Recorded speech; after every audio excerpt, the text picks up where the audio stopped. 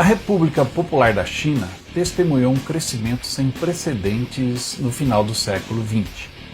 E a maneira pela qual irá escolher usar o seu poder no século XXI tornou-se um assunto polêmico e preocupante na política externa global. Alguns interpretam o surgimento da China como superpotência econômica e militar igual a uma ameaça aos interesses nacionais de países como os Estados Unidos ou as grandes nações europeias, e mesmo a segurança da Ásia e do Pacífico.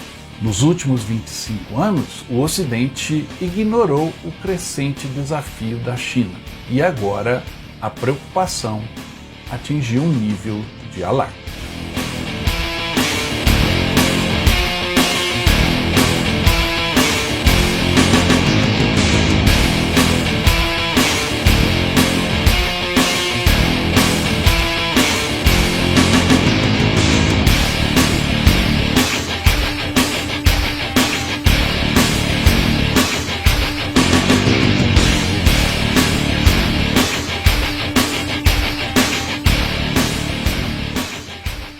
Olá, bem-vindos a mais uma viagem na história. Como vocês já viram, nossa jornada hoje nos leva à China e às suas fronteiras.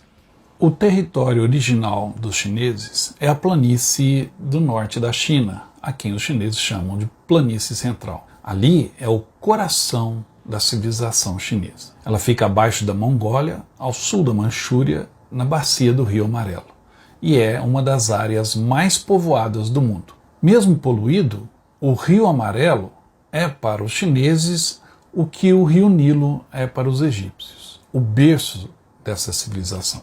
Os limites da China são estratégicos. Ao norte, a Mongólia e o deserto de Gobi. A oeste, o Planalto Tibetano e os Himalaias. O coração da China, a planície do norte, tem 2 rios, um clima perfeito que permite 2 colheitas ao ano. Foi ali, nesse coração, que por volta de 1500 a.C. surgiu a dinastia Shang, ou, como os chineses chamam, o povo Han. Ainda hoje, 90% da população chinesa descende do povo Han.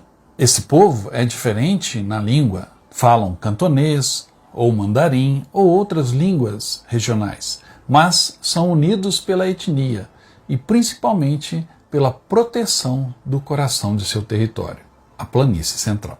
Nesta planície, que seria do tamanho de metade dos Estados Unidos, vivem 1 bilhão de pessoas. E tudo gira em torno da política e da cultura, o que os mantém unidos.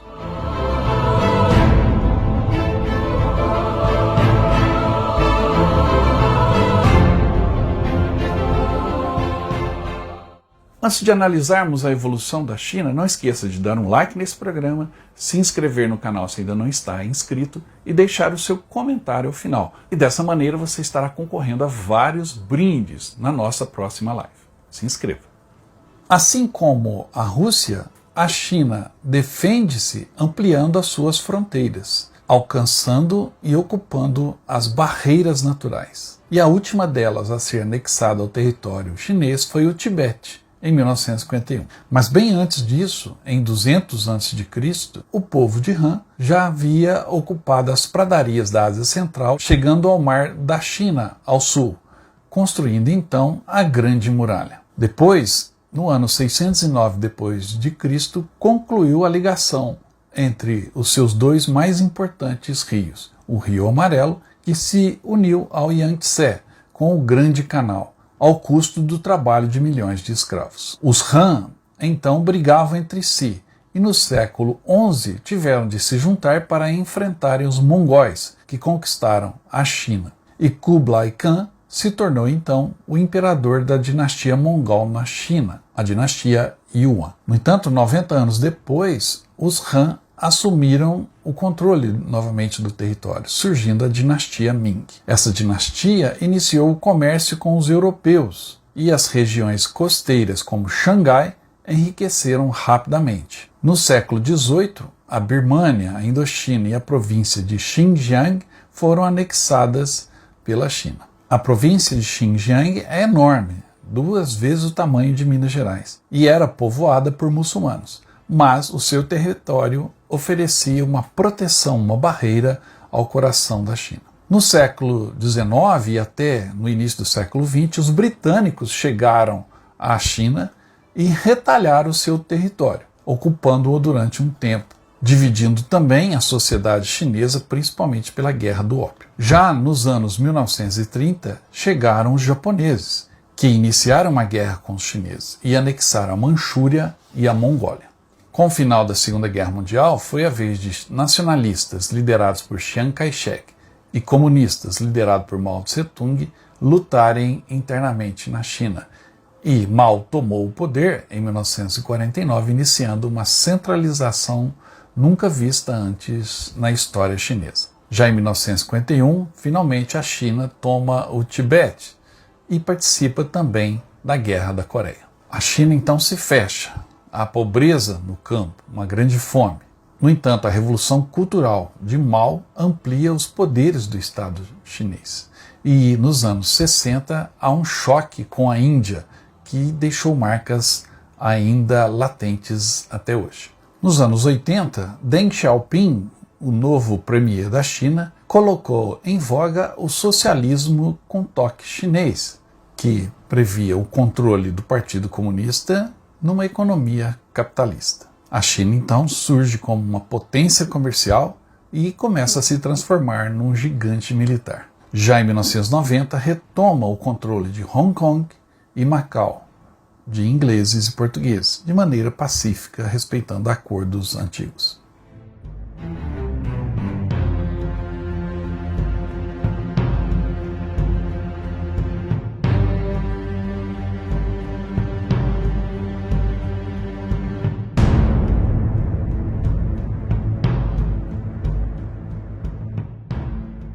Como toda superpotência, a China se preocupa primeiro com a sua defesa e, para isso, busca garantir as fronteiras.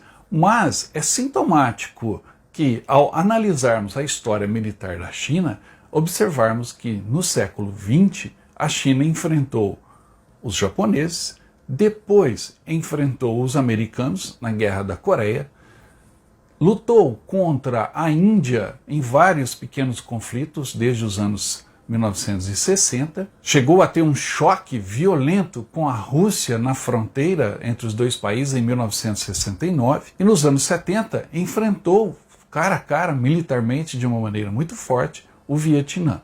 Ou seja, ao longo do século XX, a China teve mais guerras do que qualquer outro país no mundo e enfrentou as grandes potências. É sintomático que, no século XXI, já no seu início, a China se arma tanto. A China de hoje é moderna, ergueu uma defesa eficaz no seu território, respeitando as características naturais, e usa o comércio também como uma arma de dominação. Ao norte, no deserto do Gobi, existe uma linha colossal de defesa, e a China se expande em direção à Mongólia através de acordos comerciais. Ao leste, a fronteira com a Rússia estende-se até o Mar do Japão, e os acordos recentes com a Rússia de Vladimir Putin desenham um novo mapa estratégico na região. E entre a Rússia e a China está a Manchúria, com 100 milhões de chineses, enquanto que o extremo oriente russo, que faz divisa com esse território, possui apenas 7 milhões de russos. Estes acordos tornaram a Rússia a parte menos influente dessa relação. Ao sul, a fronteira é com o Vietnã, o Laos e o Camboja. O Vietnã é uma ameaça menor à China, por conta de sua ligação, por incrível que pareça, com os Estados Unidos. Já o Laos e o Camboja são de difícil acesso ao território chinês, e a China não se preocupa com eles. A preocupação maior vem do território e da fronteira entre Índia e Tibete. A disputa por províncias naquela região espelham o interesse estratégico da China nessa fronteira distante. Em 1962, aconteceu uma luta feroz entre chineses e indianos, que se repetiu recentemente em 2 localidades na fronteira. A tensão está sempre presente entre estes 2 países mais populosos do mundo.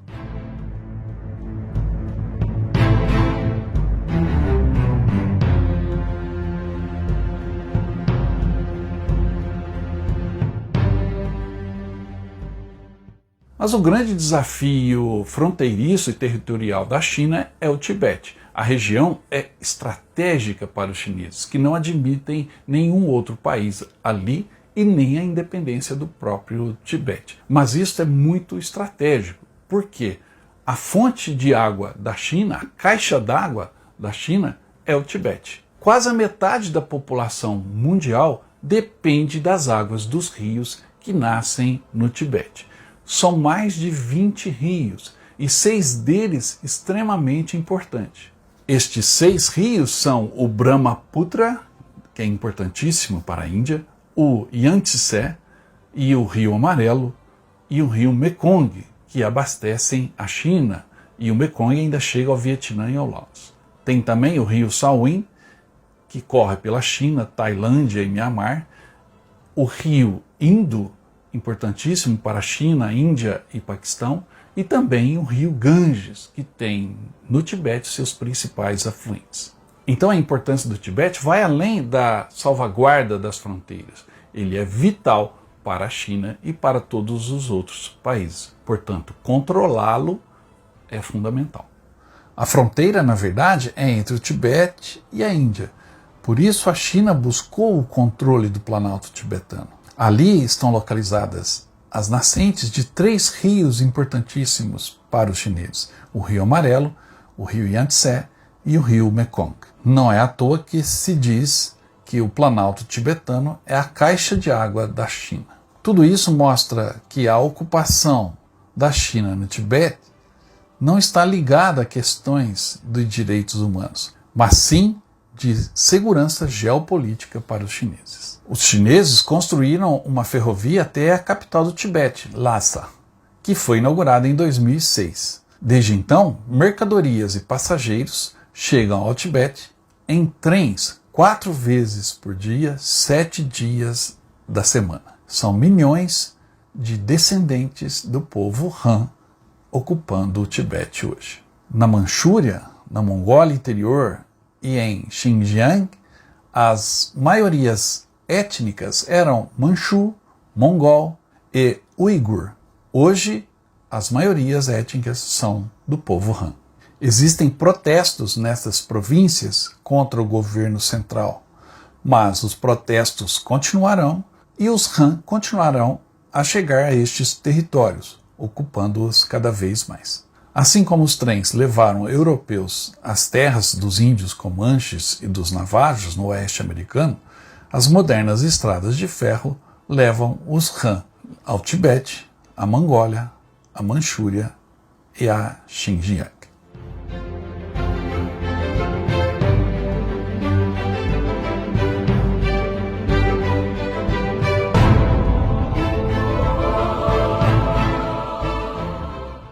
Talvez a fronteira mais importante, no entanto, para os chineses seja a região do Paquistão, do Tajiquistão e do Quirguistão. Ali está localizada a antiga Rota da Seda e a ponte dos chineses para o mundo ocidental. A província de Xinjiang faz fronteira com 8 países nessa região, inclusive a Rússia, o Paquistão e a Índia. E ali acontecem motins étnicos e também acontece a repressão chinesa, que pode ser física ou pode vir também através da injeção de dinheiro e da chegada de milhares de trabalhadores chineses diariamente. Nessa região está o petróleo e está a estrada que liga a China ao porto de Gwadar, no Paquistão.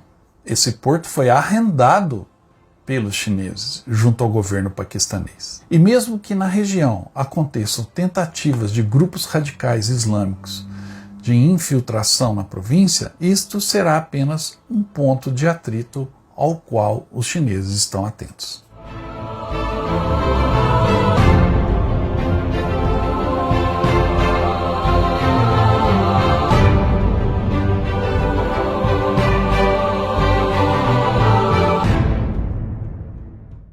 Tudo isso nos permite então compreender como que os chineses encaram a questão da democracia. O nosso conceito ocidental de democracia não se aplica aos chineses.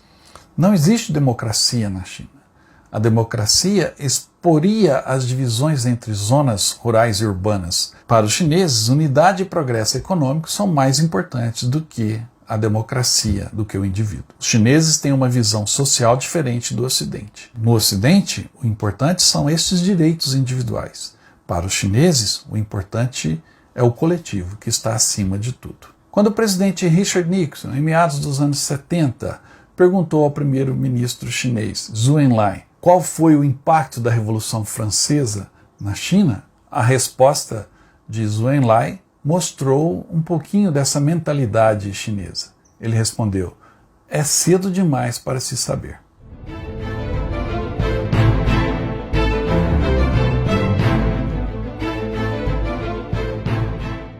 Toda essa situação geopolítica da China nos leva à necessidade de entendermos o gigante chinês, entendermos o seu raciocínio com relação às suas fronteiras e a importância do seu exército. Mas a China surge como uma grande ameaça.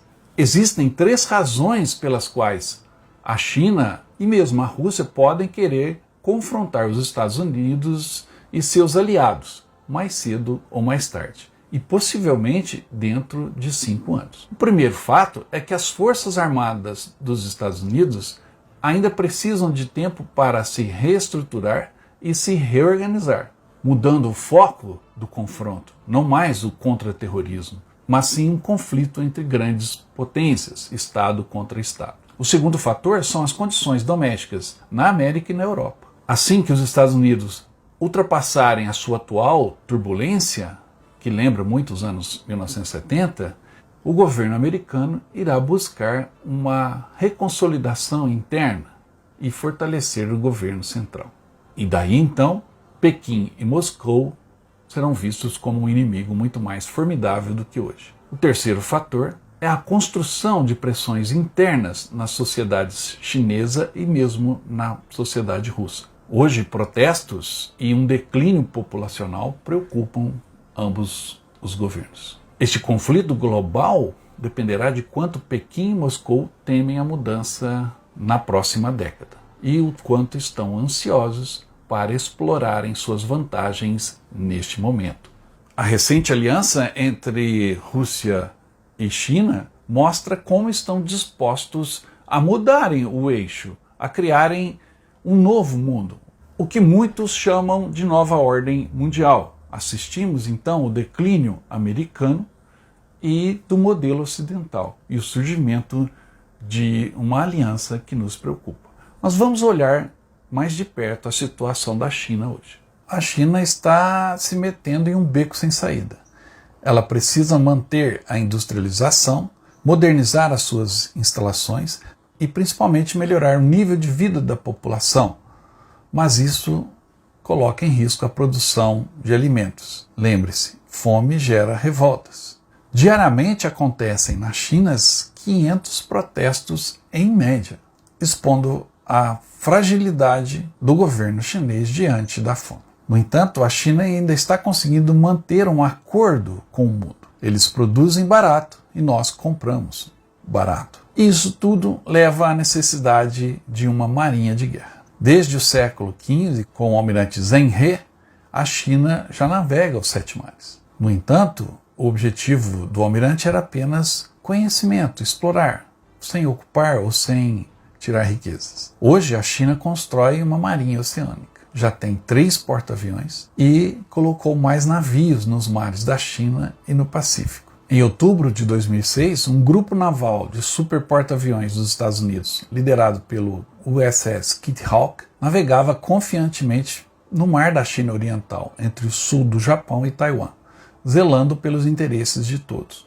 quando, sem aviso, um submarino da marinha chinesa emergiu no meio do grupo. Um porta-aviões americano daquela dimensão, rodeado por outros 12 navios de guerra, com cobertura aérea de submarinos. No entanto, a embarcação chinesa, um submarino de ataque da classe Song, surgiu no meio da esquadra. Foi como se a administração da Pepsi Cola aparecesse numa reunião da direção da Coca-Cola, depois de estar escutando embaixo da mesa durante meia hora. Os americanos ficaram espantados e zangados. espantados porque não fazia ideia de que um submarino chinês pudesse aproximar-se tanto sem ser notado. Zangados porque não tinham percebido a chegada do submarino chinês e viram naquela atitude uma provocação, considerando que o submarino chinês tinha o próprio Kitty Hawk ao alcance de um torpedo.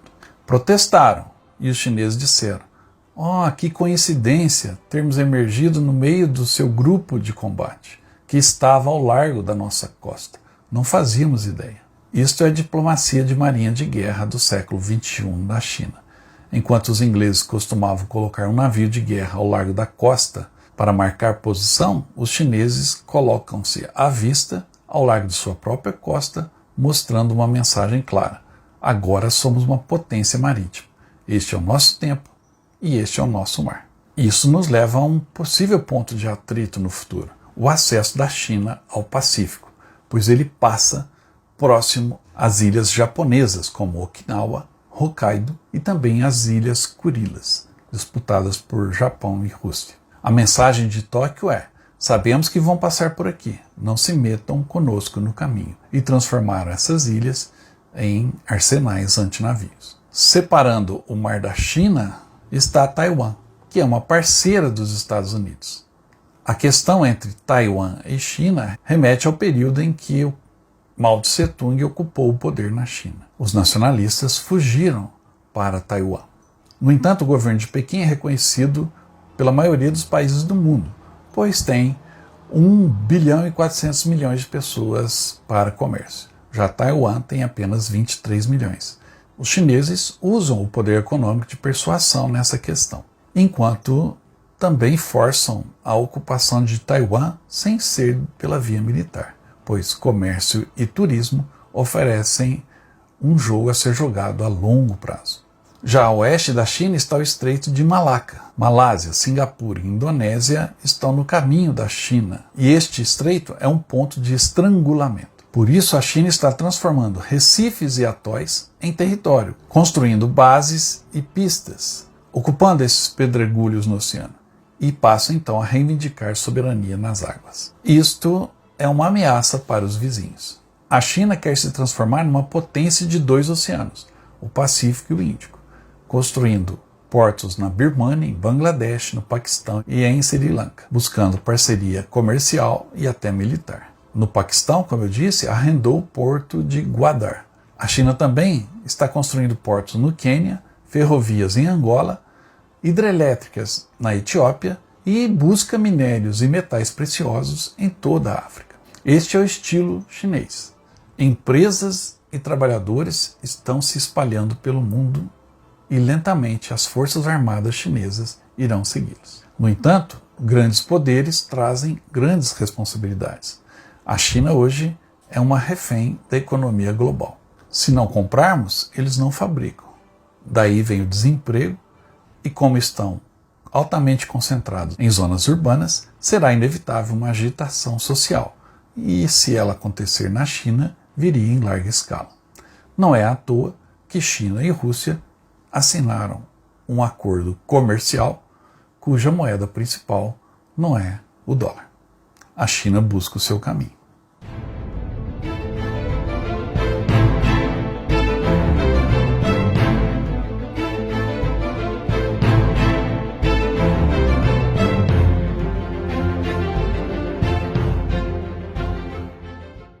Espero que tenha gostado dessa análise sobre a China e fica a reflexão. Mande o seu comentário, é importante. Vou deixar aqui uma dica de leitura sobre o tema, o livro do Tim Marshall, Prisioneiros da Geografia, um livro muito bacana que faz uma análise da China, da Rússia, dos Estados Unidos e que te ajuda a compreender o mundo atual. Não se esqueça de deixar o like no programa, deixar o seu comentário ao final e se inscrever no canal. Fazendo isso, você estará concorrendo a vários brindes que estaremos sorteando na nossa próxima live.